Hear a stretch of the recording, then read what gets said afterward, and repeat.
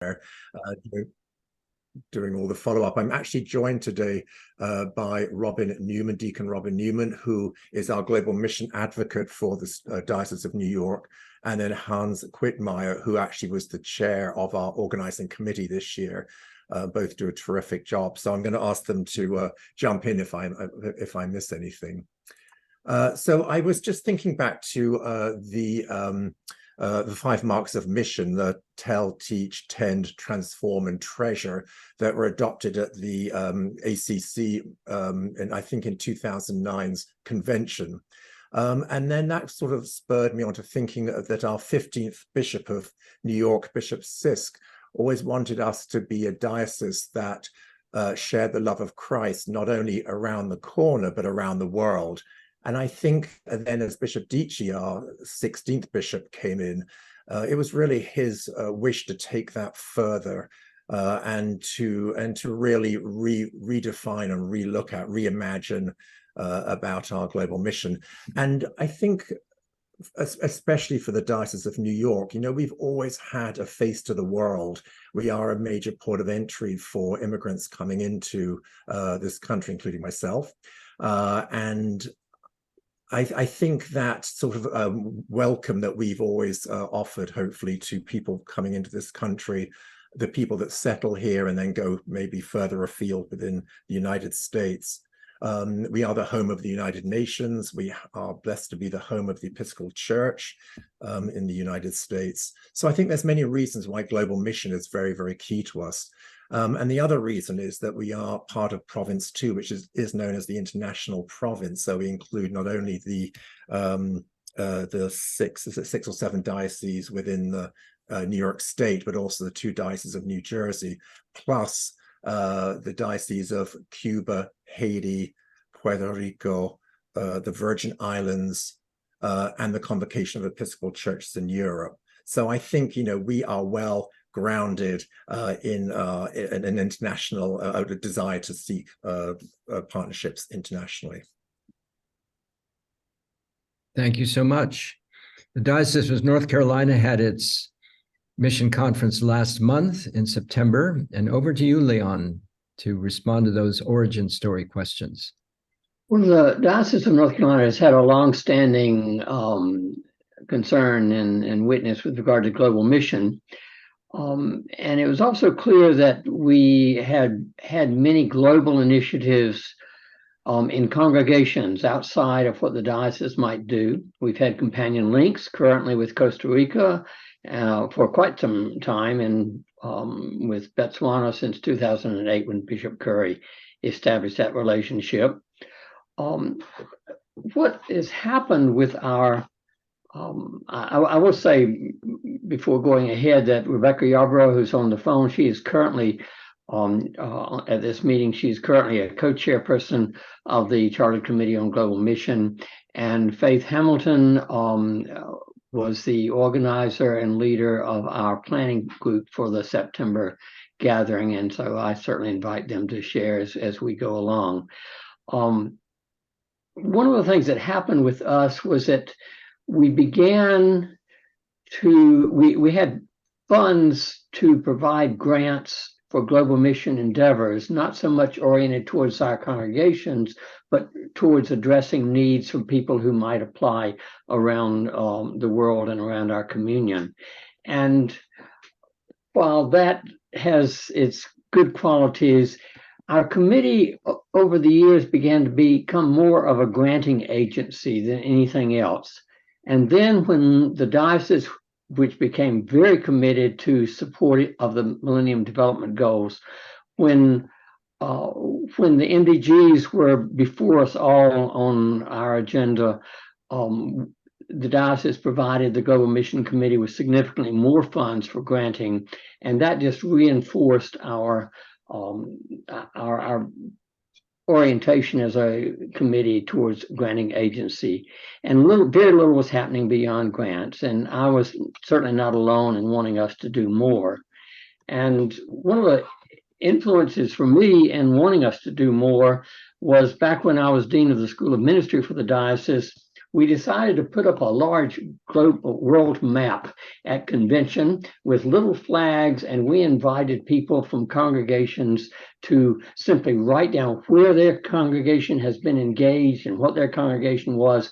And the map became covered. It was a lot of surprises to a lot of us, but from Haiti and Honduras to India to Sierra Leone, places where otherwise we did not have major involvement, we found congregations had been engaging. And so one of the things that I especially wanted to hold up as we started to think about organizing our first diocesan event in recent years, which we had no plans to be annual, we weren't talking in those terms at that stage, was that we needed to celebrate what congregations had done, that we were a diocesan entity, and yet we wanted to be nurturing and encouraging and basically saying good for you to congregations who have done a variety of things around the world. And so that got us into our processes for putting together events,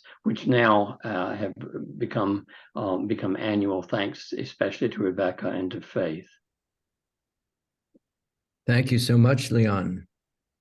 Well, with those origin stories, let's move to the content of your conferences. And here I've asked Leon and Patrick to think about these questions. How do you choose a theme? How do you choose speakers? How do you design the conference for maximum effect? What mix of plenaries and workshops do you prefer? And do you have any particular features of your conference that you'd like to highlight? Over to you, Patrick. Thank you. So, thank you, Tyson. So we've been organizing an annual fair, Global Mission Fair. And again, I don't know if it was intended for ours to be annual, but we have now done 7, missing just 2020 with COVID.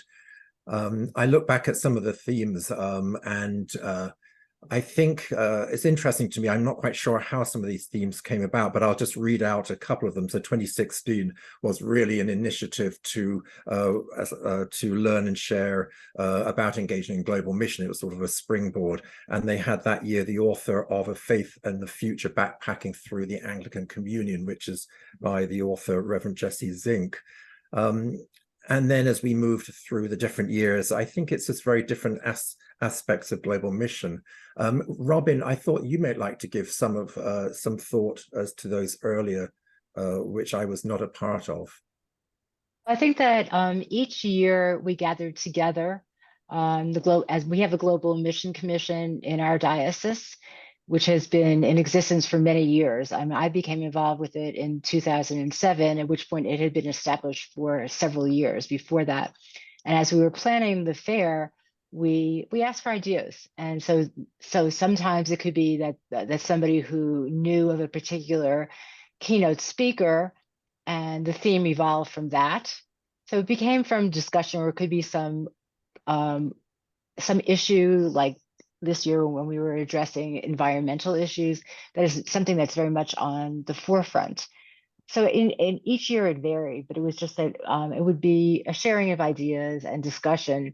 And sometimes we did have several good ideas, in which case we discussed them and came up with the best options. So it did vary from year to year as to the way that we chose our theme. And last year, I think sometimes, tell me if I'm wrong, because I'm relatively new here. Last year, it seemed to me it was a little bit of a regional theme. So we had a Zoom call with the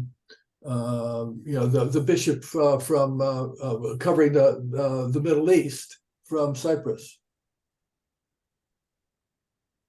Right. Yeah. Last year, our theme was finding God in unexpected places, and so we had 2 keynote speakers: the bishop from Cuba, who is retired bishop now, Bishop Griselda, who was terrific, and then we had, as you said, Hans, quite correctly, the bishops from the Middle East, from the Diocese of Cyprus and the Gulf. And I have to say, if anyone ever gets him, he is a terrific speaker, and I'm just looking here to get his name to share with you. Michael. It is the Most Reverend Michael Lewis, who's, I think he's now also retired, but he was the president and primate of the Anglican Diocese of Cyprus and the Gulf. He is a wonderful speaker, and I heartily recommend him if you ever get him on this turf, or indeed virtually. So yes, last year we had those two focus. Unusual. Normally we like to have one keynote speaker, but last year it was two. Anything more from you, Leon? Or actually, we were still on New York. How about mix of plenaries and workshops, Patrick? I think it's really important when you're organizing a day event that you have people moving around. So we try not to have people sitting for too long.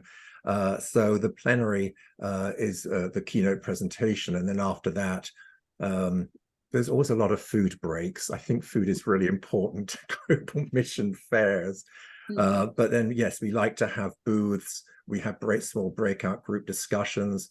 We have presentations from our SDG grant partners around the world. So there's, it's always having a mixture, I think, of being theologically grounded. So we always base our theme on a particular Bible passage that we then share and talk about.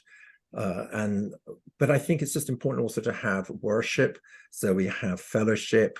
We want to be inclusive. So we have our Spanish translation offered. We want to educate and inform, but most of all, we want to have fun. So I think that's an important part of the day as well.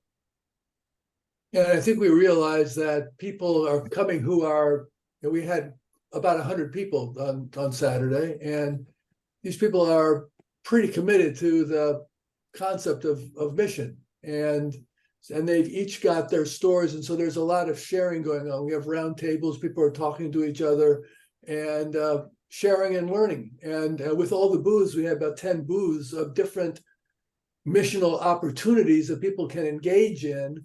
I think that really helps spark some conversation in the group, and then hopefully people take these ideas back to their congregations, and it goes from there. And the other factor I want to say is young people. So young people are very compelling, talking about their faith and how they wish to engage globally. So we're very blessed again to work closely with the Young Adult Service Corps. They are terrific. Their past missioners are always very eloquent about their experiences working around the Anglican Communion. So I urge you all to always think about engaging with the YASC folk, but young people in general. We didn't do a follow-up an appraisal form this year, but in every other year, the comments back were always most favorable about the young people who participated. I think people just get very excited about the new generation coming in of folk involved in global mission. My impression, Patrick, actually is that you have Elizabeth Bowe, who's the director of the mission personnel for the Domestic and Foreign Missionary Society. You've had her speak pretty much every year. She herself, well, she lives in New York, which is convenient, but she is also herself a former YASCer. She herself was a Young Adult Service Corps missionary. And so she always speaks extremely well. And this year you had a particularly eloquent and compelling YASCer speak about his experience. Well, thank you, New York. Over to you, Leon, in terms of the content of your conferences. Thank you, Titus. I think that we were very concerned at the outset of our beginning these gatherings that we would marry a theology of mission with some practical and empowering aspects of congregational engagement. That our theology is not over there, and drawing upon that phrase so powerfully articulated in South Africa during the struggle of doing theology, we were anxious for us to say, here is the foundation of why we are engaging in global mission. That process itself is a missiological issue. And so our congregations wanted to both hold up and deepen people's understanding of a theology of mission, while helping congregations of various sizes and variously resourced, helping people to think through how they might be engaged or might be engaged more deeply. The focus of our first gathering in 2021 was, as I alluded to earlier, was to really celebrate that we realized a great deal had been done in congregations over the years in the Diocese of North Carolina. And so what we did then was we were very selective in inviting those who had been engaged in the past. We were not at this gathering looking for people to encourage to become involved for the first time. But what we wanted to do was to free people to talk about their experiences and to do something that I think our diocese had neglected to do, and that was to really celebrate that people had done things. Some things were may have been more successful than others, but we wanted to really affirm the witness of people engaged in global mission over the years in our diocese. We prepared a celebratory liturgy. We named all of the places that congregations in our diocese had been involved. We prayed for them and for their witness. Our theme then was called Bound Together in Love, United in One Body, which comes from the collect, as you recognize, for the collect for unity of the church in the Book of Common Prayer. And really, we're looking at ways of reflecting on global mission. And to do that, we had Bishop Sam Rodman, our bishop, present on envisioning global mission. Bishop Ann Hodges Koppel, our assistant bishop at the time, about the future global mission in the Diocese of North Carolina and looking at next steps.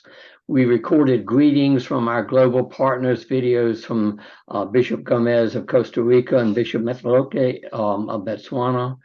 And so we were really focused then of saying, here's where we've been, let's think about it more deeply and how we might move forward. And then we turned to, and our next stage was to open the event to anyone and everyone who might wish to attend, to reflect on the theology of mission. And we were very gratified to have Titus provide an excellent keynote for us on that occasion to offer various workshops.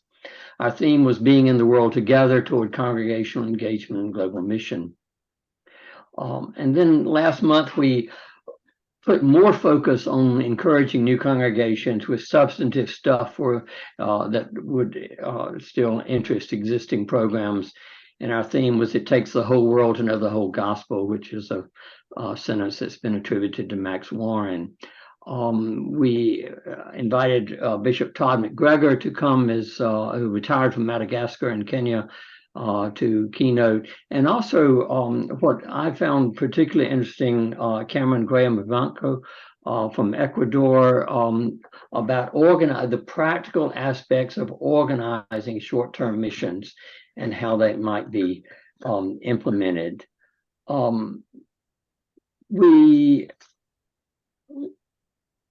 We celebrated the Eucharist at the last two events. Bishop Sam reflecting on God who comes alongside us, which was, I thought, a wonderful phrase for global mission. What we've also did in the last two was to have sets of workshops, just as a sampling, the sort of the why of global mission, how congregations may begin, how congregations may sustain, place of pilgrimage, the place of short-term missions, companion links, funding, and finding ways, and this is something important to me, finding ways to being engaged without having lots of money. And then some practical considerations about ethical, cross-cultural global mission, looking at global mission in a post-colonial world, and looking at opportunities through GEM and through the Episcopal Church Office of Global Partnerships. All of these, Jenny spoke on, Jenny Grant on the latter about the Church Office of Global Partnerships, and Titus at our gathering had more to say about GEM. So these were some of the things that we were trying to do as we gathered, and gradually hoping to expand our engagement to both continuing to affirm those who have been involved in global mission throughout our diocese, while bringing in others and seeing how this could be a meaningful part of their own congregational ministry. Thank you for that, Leon. Let's turn to the third area of inquiry, which is logistics. How to put this together, how to manage it, how to fund it.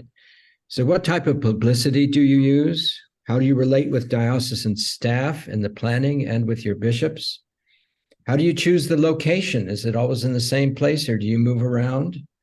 How do you motivate clergy and laity to attend? And how do you fund the conference? Over to you, Patrick. I think it's extremely important for us to work very closely with our offices in the diocese. So our director for communications is key to the success of our global mission fair. He does a really terrific job. He manages the database. So we do email frequently our database of clergy and past attendees of the fair.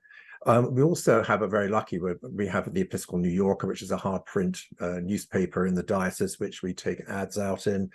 Actually, we were given that space free. I also have to say that I really like working with the Episcopal News Service. I think they do a great job. And we certainly list our Global Mission Fair for a good 2 to 3 weeks, if not 4 weeks before the actual date itself. Social media has become extremely important. So we have dedicated social media platform for Global Mission. And we have somebody who really actively uses that to promote the fair itself. We also really try and engage with our seminarians. So we have, as you know, the Union Theological Seminary and the GTS as well here in the diocese. So we always invite young people, seminarians, postulants free of charge to our Global Mission Fair.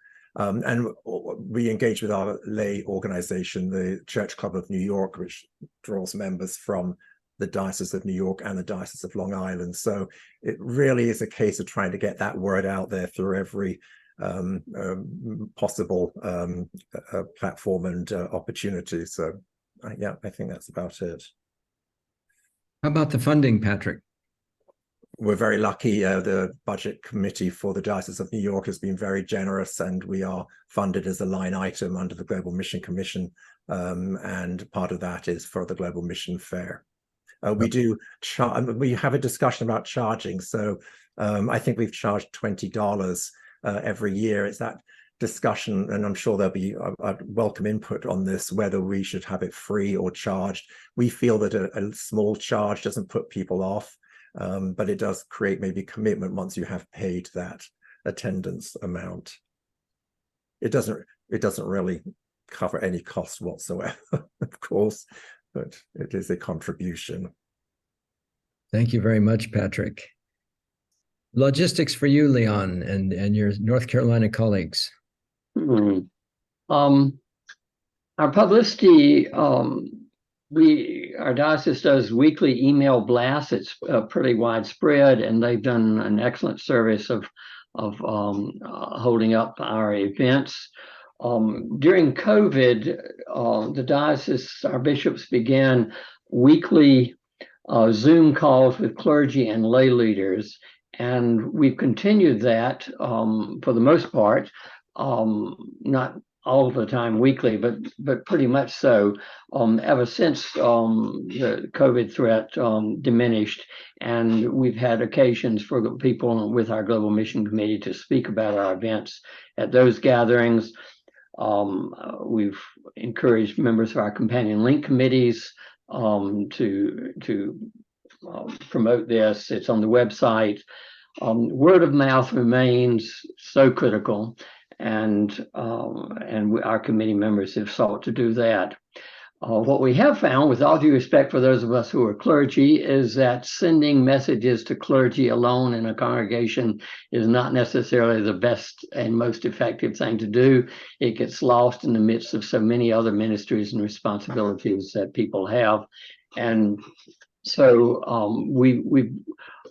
one of the things that we do in registration is to ask every registrant, does their congregation have someone designated for global mission? And some do, and we've encouraged that to happen more broadly, but that's another avenue for promotion. We just had mixed success. One of the interesting things when you do your evaluations is to is for people to say what a great opportunity this was. and then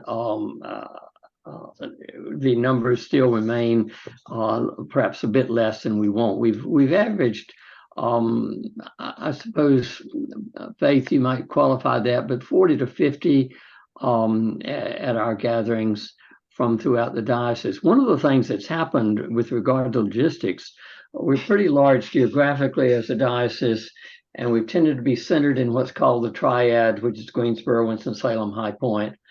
We did move down to Chapel Hill for the event that Titus was attending, but that makes Charlotte fairly, which has some large and impressive congregations, makes them rather far, and that affects our attendance. We're talking now, I think, Faith, this was one of our reports in our meeting last week, wasn't it, that we're wondering whether regional approaches might, rather than diocesan-wide gatherings, might prove wise from time to time. But the dynamics of publicity and motivation and location all play a part in how our attendance ultimately works out. Our bishop, Bishop Sam, has been very supportive. And this is one of the, it's also influenced the dates that we've chosen for our gatherings. He's attended all of our first two and most of the third, as have our assistant bishops. So our bishops are not only supportive of the events, but they are present. And I think that has a very positive impact. We are not directly connected with diocesan staff. That's something for us to give more attention to, but we've worked closely with the communication staff for the diocese, and we have consulted diocesan staff as needed. Let me just say a word about funding, and I'll yield back to you, Titus. Our events, Patrick, are free to all. We welcome lunch donations. In fact, this year, for the first time, Faith arranged for our registration form to include a donation that could be made right then, and then we had a basket out. This largely covers our lunch, and people have been generous in those donations, but we've chosen. There is always that dynamic that I think we've all had conversations about. If you pay a modest amount, does that make you more committed to being there, and so on? We haven't quite decided about that. With Bishop Sam's support, 3 years ago, we began to budget in for our Global Mission Committee for educational programs, and that allowed us to pay honoraria and travel for keynote speakers and cover other materials and other costs. The workshops have been led by those who've been active in global mission in the diocese, and their contribution has been entirely voluntary. So our main cost, and we meet in parishes, and they do not charge us for their space. So our main costs are materials, a meal, and honoraria for keynote speakers. In this year, because the event was in downtown Manhattan and fairly centrally located, and because many of our attendees do come from the 5 boroughs, although the diocese extends north of New York City itself, we did not have buses in the past, particularly when we've had events outside of the 5 boroughs. We have hired a bus to take people from New York City out to the event. Patrick and Robert, I don't know how well attended those buses have been, but that's a fair expense, and we have done it.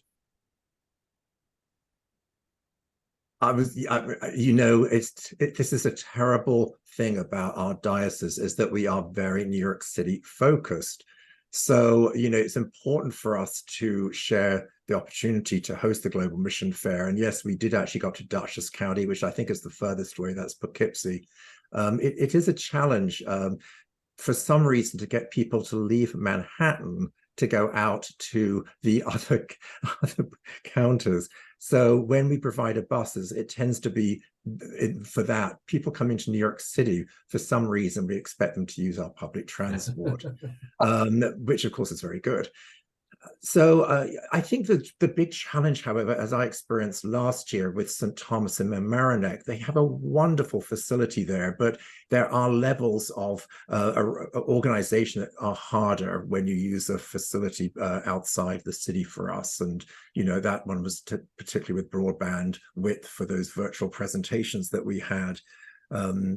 But I think we are very committed to alternating 1 year within New York City, and then the other year will be out somewhere in the counties. But you're absolutely right, Titus. Sadly, we will never get up to like Ulster County and Sullivan County, the very furthest counties away from New York City.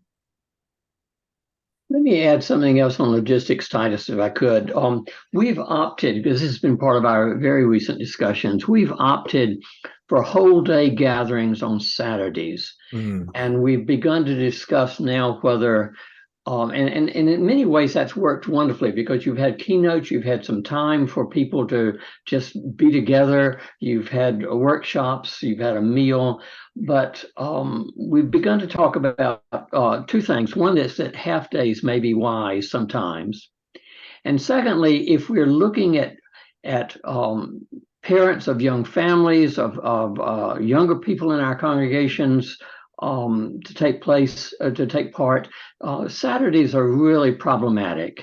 One of the suggestions recently was scheduling some events when youth programs in our congregations gather, often later on a Sunday afternoon, that might help us include youth in some of our events. So we're thinking through about the length of our occasions and about timing of them in a way that might attract some of our energetic youth communicants, and also dealing with colleges. And we actually, I'm happy to say, we have a strong college chaplaincy system in our diocese here in North Carolina, and to somehow attract university students as well. I think timing and length of time influences that as well.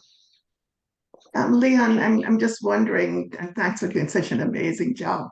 I'm just wondering what the experience has been in New York with attracting the youth, because it sounds like you have a very active youth population that attend and are present there. Has the timing influenced that when you have your fairs? I think, Faith, thank you so much for that great question. And Leon, thank you so much for bringing this point up. Fresh in my mind, obviously, from Saturday is, first of all, is October a good time of year for us to have a global mission fair? My understanding is that it's always been in October, but speaking to the bishops, it is an extremely busy time of year. But then I always want to say, when isn't? You know, we could do a Q1, but then we run into issues with weather, and, you know, so that is going to be a subject for discussion. When it comes to youth, I was actually speaking to one of our rectors from Pelham, who was really trying hard to get some of his youth group to come down on Saturday. But you're absolutely right, Faith. I mean, these kids are heavily oversubscribed, and, you know, with everything going on. So I think it's a really important discussion. We would love to have youth groups come to our Global Mission Fair. The age sadly is skewed more towards the older age groups. I'm quite sure how to say that diplomatically. But it's really exciting to have youth there. So it's definitely something we need to think about. I don't know if Sunday would be well received, particularly, but yeah, I don't know on that one, but it's a really great discussion point. Robin or Hans, do you have any thoughts on that? Sorry, Robin, go please.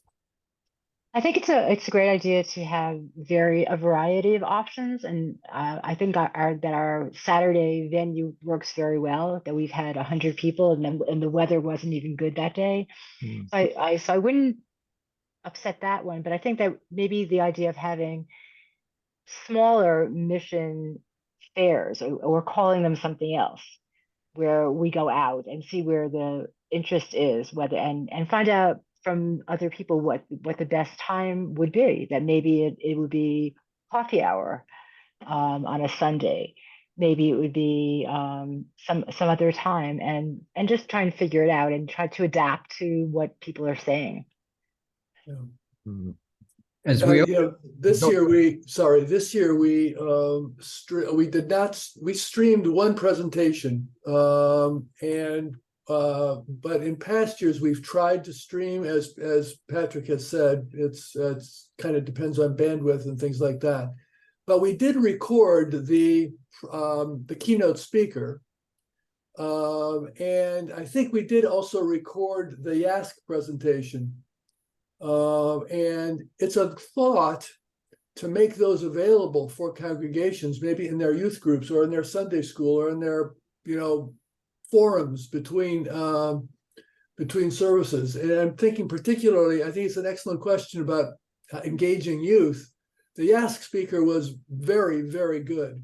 And young person who spent time in Rome and Paris. And had a wonderful message. I just think that would be a very attractive presentation for a congregational youth group. Yes, at this last New York conference, the Mission Fair last Saturday, I had table conversations with several young adults who were obviously very engaged. In fact, one of them was, on behalf of her parish, accepted the Sustainable Development Goal Partnership Grant. So you've really been successful in attracting some younger folk. And Titus, sorry to interrupt you, but she now actually has accepted the invitation to join our Sustainable Development Goal Grant Organizing Committee because she has shown that enthusiasm and commitment. So you're right. As we open it up for questions now, I just want to make one comment about the role of the bishops. As Leon has noted, Sam Rodman has made a point of attending, not only supporting, but attending the conferences. In the Diocese of New York, the bishops come out in force. Last weekend, there were 3 bishops. First, an opening welcoming and a heartfelt plea in connection with Jerusalem and, Israel and Gaza from the Bishop Coadjutor, Matt Hyde, and then a message from the suffragan Bishop Alan Shin, and then finally from Mary Glasspool, who's the assisting bishop who has a special portfolio for global mission, really an inspiring, outstanding homily that was really quite remarkable. So I just want to stress for all of you who are thinking about organizing in your diocese, the presence of the bishops can be really very, very helpful. At this point, let's open it up for questions for all of you who are attending. Any questions, points of discussion that you'd like to raise? And also any other experiences of organizing conferences in your diocese. I see Southern Ohio, I see Pennsylvania, Michigan, Newark, New Jersey, Chicago, Virginia, Massachusetts. While folks are thinking of their questions, I also wanted to mention that one of our co-chairs, Rebecca, who unfortunately I think had to leave, she got some seedlings. And so as part of our creation care and our commitments, those were given out as gifts to attendees and were certainly very, very well received. And we got good feedback on those generous gifts. Nice, nice. Thanks for mentioning that, Faith. Yes. Questions or points of discussion? I see Paul Rajan. You'll want to unmute yourself, Paul. Yes, can you hear me, Dr. Titus? Okay, well, thank you for all those who shared. It was so inspiring. I think Martha Gardner is also online, I guess.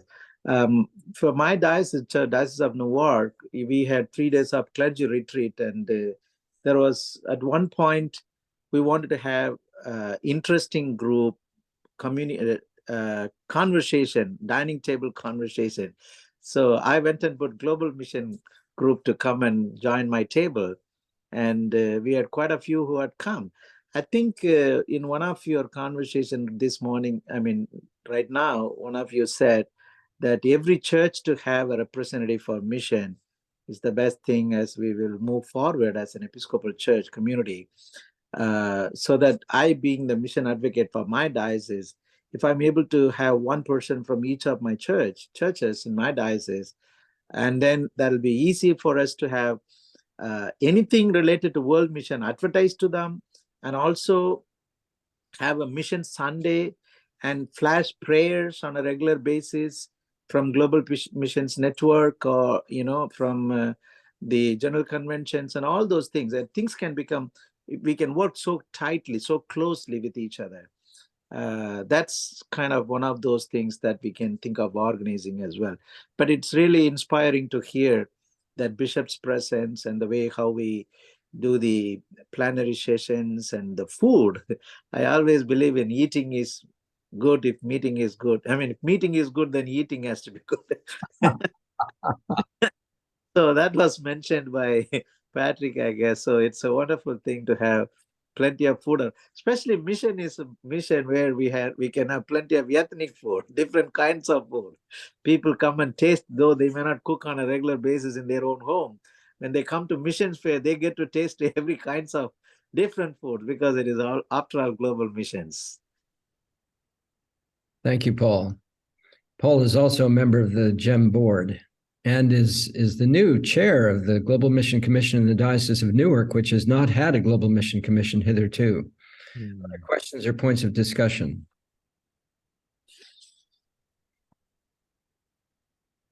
I'd like to ask Leon about an interesting aspect of this last Global Mission Conference that you had in North Carolina. Your keynote speaker was Bishop Todd McGregor, well known to me, a friend of many, many years, and I was just so excited to see that you had him speak. Todd has served in Madagascar, not under the Domestic and Foreign Missionary Society, but under a society that some of you may not be aware of, the Society of Anglican Missionaries and Senders, which is SAMS, S-A-M-S. Now, that acronym used to mean South American Missionary Society, but then that society broadened to the whole world. But part of the reason that you've not heard about it is that that society tends to be more associated with the Anglican Church of North America rather than with the Episcopal Church, though they do receive and welcome missionaries through the Episcopal Church. So I was just really excited to see that Diocese of North Carolina invited Todd McGregor as a bishop who served with SAMS in Madagascar, and a missionary from SAMS who now is serving in Ecuador. And my hope is that can help to build bridges between the missionary societies, including DFMS, that are more associated with the Episcopal Church, and those who have, to some extent, felt alienated from the Episcopal Church on account of social issue disagreements over the years. So I'm just be very interesting to hear your thinking about that, Leon and Faith. What would you say, Faith? He's muted. So Global Mission is all about relationships and our partnerships. And so I think anything that can be done to build bridges, it's always welcomed. I do not know that this was necessarily done intentionally, but it's the way God works, right? And it's the way it evolves and happens. So that we had Bishop Todd and Cameron together was truly a blessing. And now, Titus, to know that you also have a close relationship with Bishop Todd. I just love how these things play out, because it's not just luck or coincidence. It's certainly very, very intentional. And I think there are many opportunities to continue to build on this. And Leon, you'd have to help me here, because I'm not sure if also having Susan Blakely there, because I think she might be involved with SAMS as well, is a part of the evolution of how we work together and continue to influence this. So I'll defer to Leon. Okay. The reference you made, I think you're talking about the Sudanese situation, right? Yeah. Actually, we simply worked through Rich Jones with the American Friends of the Episcopal Church in the Sudans, to have someone. We were interested. I didn't mention this in our when I gave a sampling of our workshops, but we're also interested. We have people in congregations who are touched deeply, and right now is a good example, who are touched deeply by some crisis in the world and are trying to sort out how do we respond. And often those are not ones where you're going to suddenly send someone over on a short-term mission or have such direct personal contact. And so we were particularly attuned to the situation in the Sudans. And so with the recommendation from the American Friends, we had a speaker come down from Virginia who shared about how to be engaged in crisis situations. And so that was that piece of it. But I think, Titus, you're raising a good point, and I'll defer to Faith's response for what we have to say about that. But you're talking about bridges. If you don't mind, I'd like to talk about one other bridge very quickly. And that is that I've been very concerned, we've been very concerned in our committee about suggesting that being engaged, for a congregation to be engaged in global mission, does not mean that it needs to be a well-resourced or large congregation. We do not have to be sending somebody off on a short-term mission. We do not necessarily have to go on pilgrimage or be engaged in some sort of projects that they're, regardless of the resources and size of a congregation. If there is the will to be engaged in global mission, they can do it. And we've tried to emphasize that as one of our bridges from those who have a history of companion link and other involvements in a lot of the short-term mission kinds of things, that there are other things it could do. And we've just begun to find ways to do that.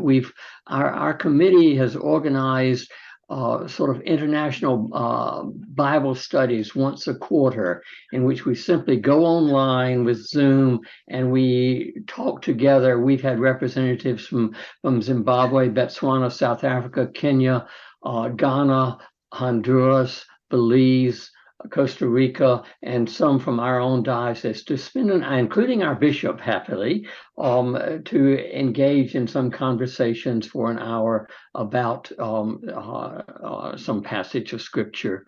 I've been writing little commentaries on our Anglican cycle of prayer that my own parish puts out each week, just to say there's more to it than just the name of we're praying for this province, but rather here is something about them that might help us be related. And we've also encouraged people to look at people who are recent immigrants or who have international roots in our congregations, to share something about the life of the church in their original country. There's so much that can be done that can hold up that vision. And we've tried, sometimes more successfully than others, to just say, look, you can be involved, and there are ways to do it. And we're hoping that we can help you facilitate those opportunities. Thank you so much, Leon. Other questions or observations? This is Ivy from the Diocese of Southern Ohio. I want to thank everybody for the presentations. They're wonderful. And as Tata mentioned, that I'm the director or founder of the ministry called Partners in Ministry in Liberia. And it grew out of our civil war, where over 250,000 Liberians lost their lives, including my only brother. And so from that experience, I was inspired from the service. I was so overwhelmed with grief. And the Lord, the lessons and that reading, whatever, that service inspired me to do something. Why can't you do something to transform what took place in Liberia, even on a minuscule basis, and change that hatred to love? And so Partners in Ministry was born that gave tuition assistance to the children, the parents who cannot help, do not have the financial means to send their children to school. So to make a story short, we started with my congregation in St. Matthew's Episcopal in Westerville, Ohio. And from this ministry and a setting from St. Matthew's, we have reached over 16 states in the United States, and we have the whole diocese supporting the Partners in Ministry in Liberia. And I was pleased to know of the outline of this mission organizing Global Mission Conference. We do the same thing. We have the contents, we have the speaker, and I'm happy to see here how Tata said, and you all mentioned in New York, you have your bishops attending the Mission Global Fair. We did this year, we have a theme, we always have a theme. The theme was knock, and it shall be open unto you. And we have our bishop from Liberia zoom in as our keynote speaker, Bishop James Biselli. Just 2 years ago, he was elected. So we are out of the global mission. For me, I see the Great Commission as the carrying out what Jesus called us to do. And it has come to full circle for us. For the church's official name, as you know, is the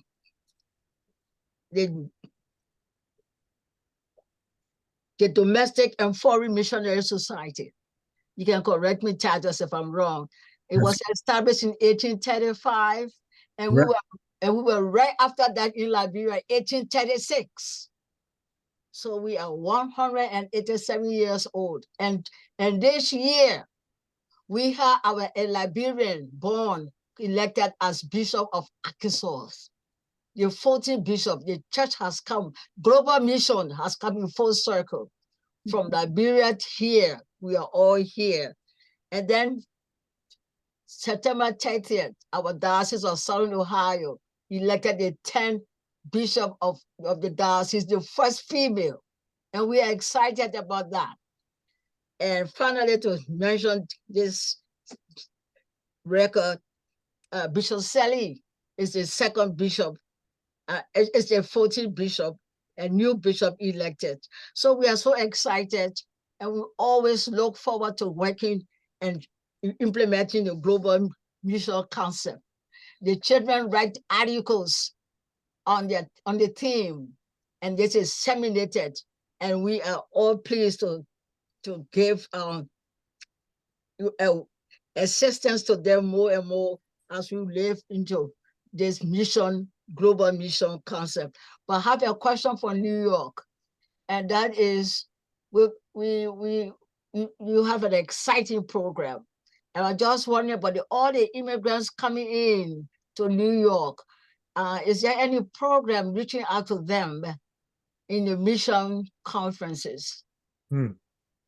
What a really, really important question. And you're absolutely right, especially recently with the arrival of so many immigrants into New York City. I mean, I think it's really raised that question. We have been talking about this, Abby, and it's not something we addressed at the recent Global Mission Fair, but it's definitely something that we're talking about as in general in conversation within our diocese. So hopefully more to come on that, but you're absolutely right. And by the way, we have a wonderful Liberian community on Staten Island here in the diocese that are fantastic, and we have worked with them very closely.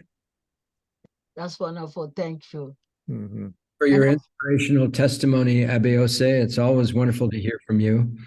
And thank you, Leon and Patrick, for your presentations. I hope we've all been better equipped to invite people to participate in God's global mission through diocesan global mission conferences. Thank you all for participating in this. Thank you for being here. God bless you, and we will stay in touch about the future Mission Thursdays. Thank you, Titus. Thank Thank you. you, Bye. Titus. Thank you for organizing this. Everyone, you're making a difference. Thank you. So, Bye. Thank you, Titus. Thank you, everybody. thank you.